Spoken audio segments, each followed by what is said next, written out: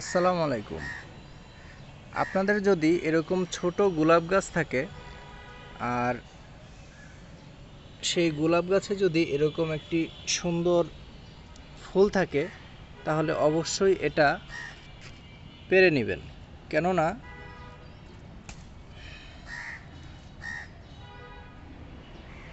এই ছোট গোলাপ গাছে যদি আপনি ফুল ফোটাতে চান, তাহলে আপনার সব শক্তি, সব খাবার শুধু এই গোলাপ ফুলকেই দিয়ে দিবে গাছ, কিন্তু গাছের কোনো বৃদ্ধি হবে না। তো আমার এখানে আরও কয়েকটি কলি আসছিল, সেগুলো আমি আগেই কেটে দিয়েছিলাম, শুধু একটা রেখেছিলাম যাতে আপনাদের দেখাইতে পারি।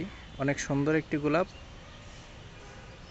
আমি এটি ছিঁড়ে নিয়েছি কারণ এই গোলাপ গাছটির এখন বর্তমানে ওর নিজের প্রতি একটু সদয় হওয়া দরকার। কেননা আগামী বছর যখন গোলাপ দিবে, তখন যাতে গাছটি অনেক বড় থাকে, আর এখন যাতে সব শক্তি এই ছোট ছোট গোলাপের পিছনে না দেয়।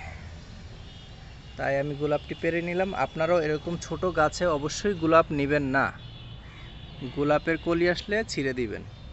আগামী বছর বড় হবে গাছটি এবং কি অনেক ফুল একসাথে দিতে সক্ষম হবে। আসসালামু আলাইকুম।